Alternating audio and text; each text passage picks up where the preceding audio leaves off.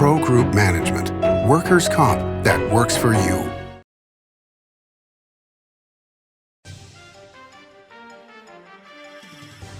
Welcome to Nevada Newsmakers. On the broadcast today, Jeff Gurman joins us. He's the host of Mobbed Up, The Fight for Las Vegas. He's also the investigative reporter for the Las Vegas Review-Journal, here for the whole show on an all-new Nevada Newsmakers. Hello, is this D&D Roofing? Yes, it is. How may I help you? You did such a great job on my roof. May I speak to the owner? I am an owner. Oh, can I speak to your supervisor? Sure. How may I help you? I love your work. May I speak to the owner? I am an owner. We're all owners. Well, that's why at D&D we work so hard to keep your home safe and sound. Oh, no wonder. D&D Roofing and Sheet Metal.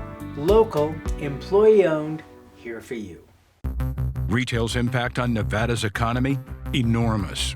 8,600 businesses, large and small, employing 145,000 workers. And last fiscal year, retail paid tax on nearly $60 billion in sales. We're the Retail Association of Nevada. We support retail, we help it grow, and we mean business. RANNV.org. Take a look at Pro Group Management and see how your workers' comp requirements can be met head-on. By taking a proactive approach, Pro Group can assure that your company is meeting or exceeding state and federal standards. As you move forward in your industry, Pro Group moves with you, simplifying regulatory tasks, clearing the way so you can get the job done and look to your future success. Pro Group Management, workers' comp that works for you. Early in the morning or throughout the night, professional truck drivers are on the job, serving you, safely moving freight that's crucial to our economy. From the oldest industries to our newest innovators, from the exotic to the everyday, trucks are everywhere, moving everything. Never afraid to embrace a future that makes Nevada and our nation stronger. Trucking moves America forward. This is Nevada Newsmakers with host Sam Shad, a no-holds-barred political forum. Now, from the Nevada Newsmakers broadcast headquarters, here is Sam Shad. And back on Nevada Newsmakers, we are delighted to welcome to the program for the first time, and I can't believe it's the first time, Jeff Gurman. He's the investigative reporter for the Las Vegas Review-Journal and currently the host of Mobbed Up, The Fight for Las Vegas, which episode 6 dropped this morning as we're about to tape this show. And I'm only halfway through it, so I'm really excited to get back to my radio. But in the meantime, pleasure to have you on the program, Jeff.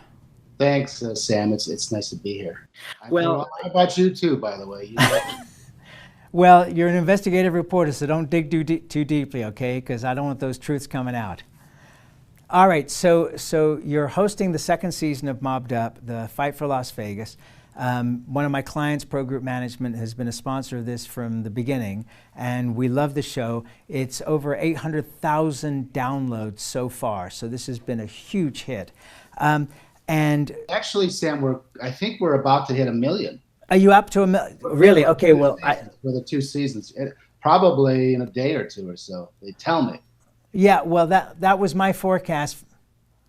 That was my forecast from the beginning, was it was going to go to 1 million, so I'm glad I'm going to be proven right. So people should listen to the show because it's a fantastic show. They should listen to both seasons. It just gives the history of Las Vegas and the mob involvement in the properties and the entertainers. There's just so much going on. But I would actually like to talk about you because you have covered the mob, as you say in the podcast, for over 40 years. I have been a loyal reader of the Las Vegas Review-Journal and the Las Vegas Sun for over 40 years myself, so I have followed your career. And you were one of a group of outstanding reporters that Las Vegas had covering the mob. People like Jane Ann Morrison, Ned Day, John L. Smith, and yourself. So my first question is, what was your first assignment covering the mob, and did it scare the heck out of you? Oh, geez, I'm trying to remember now. In those days, I started out, I was on the federal court beat. So there was a lot going on with the mob in federal court. You had Anthony Spilatro, who was, the overseer for the Chicago mob out here in Las Vegas. And I'm trying to remember, it probably would have been some sort of a court story, but then, you would see people like Spilatro. He'd occasionally be, show up himself, and you kind of want to try to talk to them, or, they wouldn't necessarily talk, directly, but you would try to cozy up a little bit, so because you wanted to have a little relationship, because that's our job, is to cover them and do the best we can with it. But I don't remember anything other than that. There was, obviously I had a lot of experiences over the years that were very how would I say it, learning experiences. All right, well, share one. Very quickly as a young reporter in those days, covering the mob. All right, so share one of those experiences. Well, let's see. One time, I'm trying to remember. There's been so many. Like, okay, let's say. So I'm a young kid, right? I'm just starting out. I'm a cub reporter.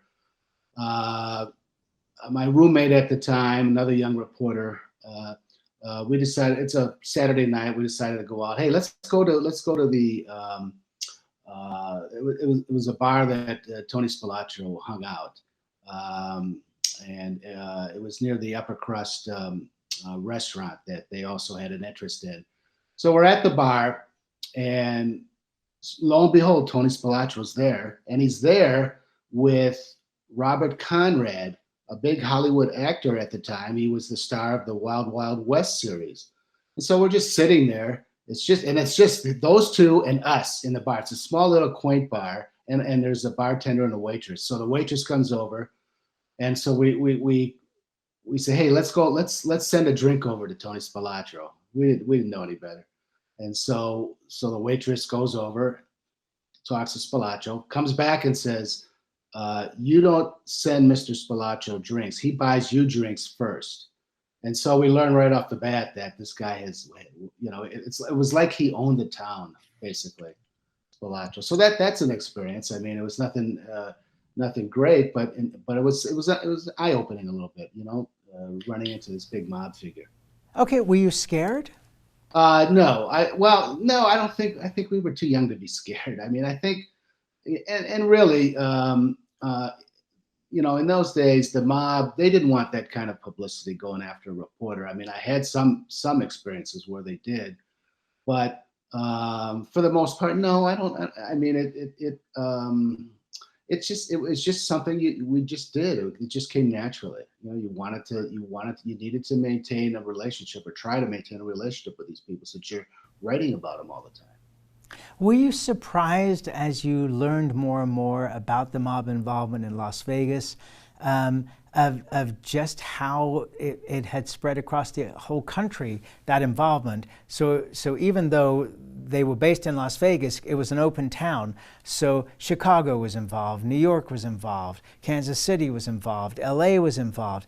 I mean, it was an incredible network of mobsters across the country who are all operating in one fashion or another with their men in Las Vegas. Yeah, it was kind of hard to keep track of sometimes. There were so many. There were maybe 24 mafia families in the country at the time. One interesting thing, Chicago was the most dominant family then. They had struck a deal with the New York crime families to basically control Las Vegas, and they agreed not to get involved in any rackets back east, New Jersey and New York. So they were basically the main or the most dominant crime family. They all were here, they all were operating, but they all had to get permission from Chicago. So at the same time, though, I mean, so we knew we knew who the Chicago people were here, Tony Spilatro and his gang, but it was sometimes kind of hard to keep track of them all, because the feds would always come up with cases, the New York crime family cases, New England, Philadelphia once in a while, Detroit, but most of the action really focused or centered around the Chicago mob family. You were based in Las Vegas, and we had the Gaming Control Board, we had the governor's office, and yet the feds did not trust the Nevada people, did they? Well, basically, yeah, because the gaming authorities, they were not law enforcement. They were administrative, an administrative agency, the Gaming Control Board. So there was a natural, they naturally would not want to trust somebody that's not part of law enforcement. And I think because the mob had been so entrenched in Las Vegas that there was a fear among the feds that, maybe, are they being too cozy with the mobsters and not doing enough of what they should be doing to get them out of here. So there was a little bit of that, but there were people who also got along in gaming that got along with the FBI primarily. So, but for the most part, yeah, that's true that there was a distrust. So when the mob, took over most of the hotels, they either funded them and ran them or bought people out and ran them. But they became part of Las Vegas society. So, was that difficult in breaking people away, to cover them as a reporter when they were actually part of society, and that might irritate regular citizens who were high-powered in Las Vegas at the time? Well, it was a little complicated, yes. Some of these people, Mo Dalitz was down here, old-time mob figure, and was a major part. He was a big donor in the community, philanthropist, but he was also running a casino here and there. So we would run into a little flack sometimes, maybe when we would hear a name or a name like Dalitz or somebody would come up. But I think it took a while, for the community to realize that how entrenched the mob really was in Las Vegas. And in this period where we're talking about on season 2 of Mobbed Up, it's kind of the beginning of the really big push to get the mob out of here. And I think in the late 70s, mid 70s, late 70s, early 80s is when people really started realizing we got to do something here about these guys. Do you think that Bob List and Harry Reid were given their due until now in terms of the fight that they put up to rid the properties of the mob? I'm not quite sure. I don't think so, to be honest with you. And that's what we're trying to bring out a little bit in this series. One of the things I learned about this going back, I interviewed maybe 24 people. There were for this, and a lot of these people are they're aging right now. They're getting up there in years, but they were very dedicated to what they were to their jobs in those days. A lot of these people that I interviewed, there were people like Bud Hicks, Roger Trounday, and the governor and Harry Reid. They took some flack because you had all these wiretaps going on, and who knows what these mob figures were saying, bragging, and they were secretly picked up by the FBI. And in Harry Reid's case, that hurt him, but he survived it. But I think overall the state did much better than we think, or than we thought at the times when you start looking back at what was going on. Yeah, and Harry Reid, his wife had a bomb put in the car. Fortunately, they discovered Bob List is wearing bulletproof jackets. I mean, it was a crazy time, and I don't think a lot of that was revealed at the time. But we've learned, since of just how dangerous it was. Let's take a break. We'll come back. I want to go back to Chicago for a minute when we come back. I'm Jeff Gehrman, an investigative reporter with the Las Vegas Review-Journal. I'm your guide for Season 2 of Mobbed Up, The Fight for Las Vegas. You're in with every gangster and hoodlum in the United States. I don't go for that, Mr. Kennedy. I don't go for that kind of action. I was on television accused of fronting for the mob.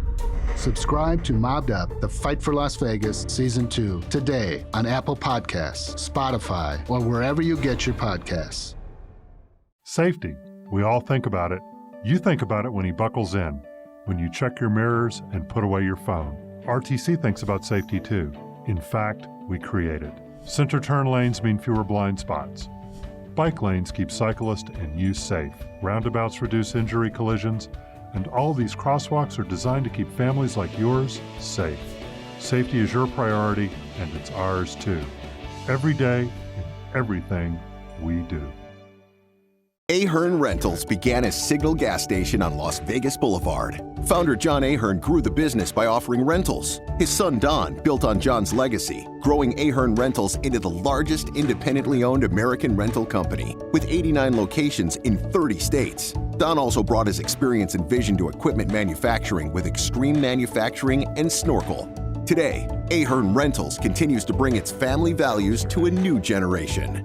Learn more at ahern.com. Southwest Specialties has been making the homes and businesses of Nevada beautiful for more than 20 years. Their experienced designers and craftsmen create the walkways, backyards, water features, and a variety of outdoor cooking areas that add curb appeal and value to your investment. Call today or visit them at their website and see how they can make your outdoor spaces special.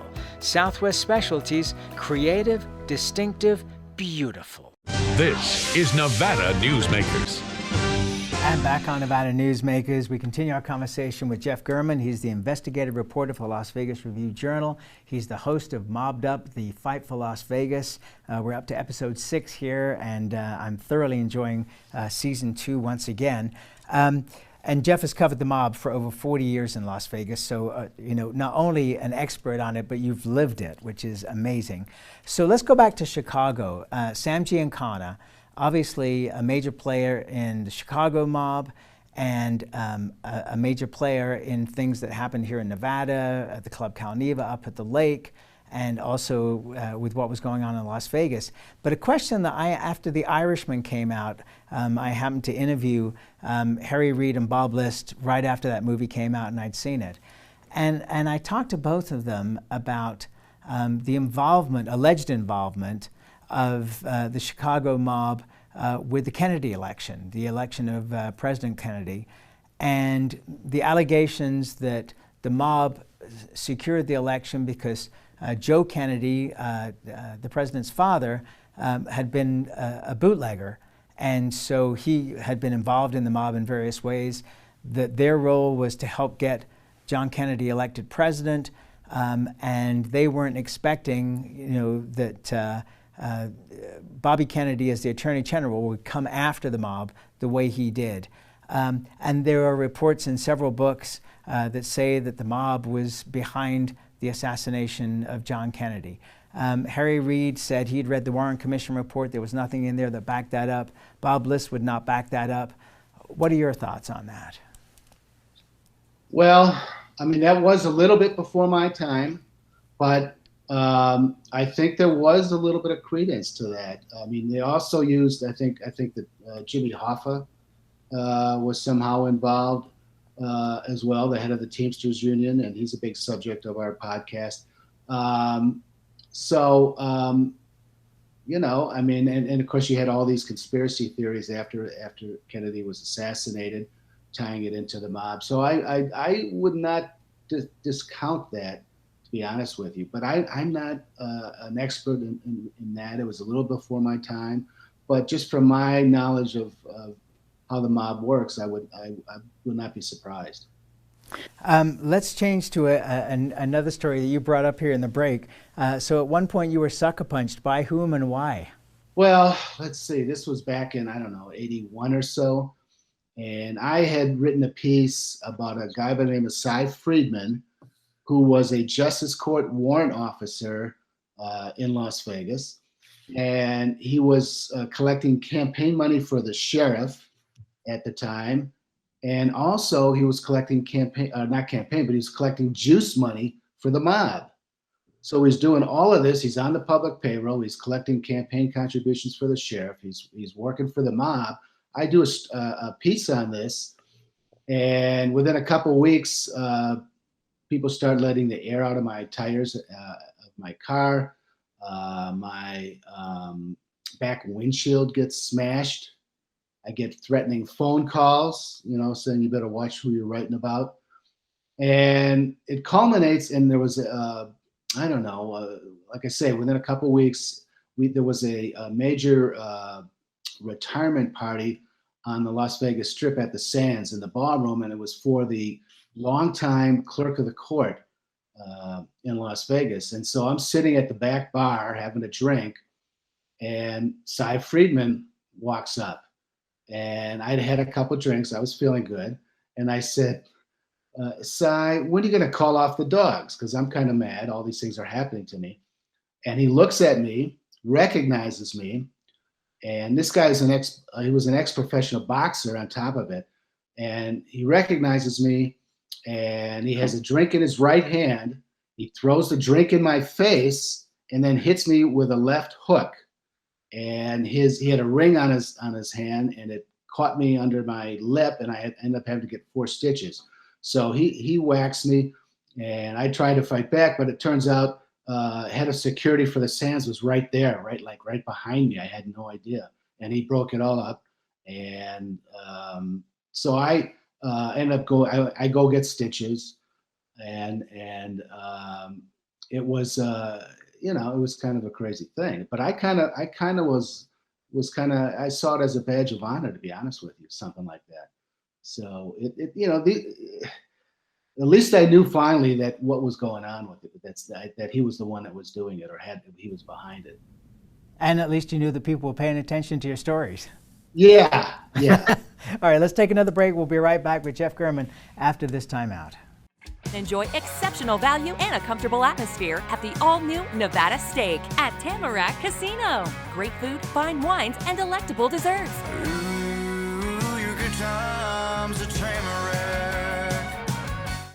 What do you count on? You count on your power every day. At NV Energy, we've always powered what's important to you. But we're not looking at the past. We're focused on the future. While our standards are high, our rates will remain low. And our commitment to renewables isn't just meeting standards, but leading the way. Because you can count on more than just your power. You can count on the company who brings it to you. That's our promise. You can count on it. Serving Our Kids Foundation's mission is to serve homeless, at-risk, and food insecure children in grades K through 8 throughout Southern Nevada. During the pandemic, Serving Our Kids has seen a 42% increase in the number of children served, providing more than 4,500 meals to kids in over 100 schools weekly. Serving Our Kids is powered by community support and volunteers. To learn how you can help, visit servingourkids.org. As you know, Reno is booming. Toll's development company is helping it grow with insightful design and development, building community with every project, adding beauty, adding excitement, emphasizing our shared humanity. Reno is becoming bigger. Toll's development is helping it become better, more livable, more enjoyable. To learn more, go to tollsdevelopment.com. tollsdevelopment.com. Enjoy exceptional value and a comfortable atmosphere at the all-new Nevada Steak at Tamarack Casino. Great food, fine wines, and delectable desserts.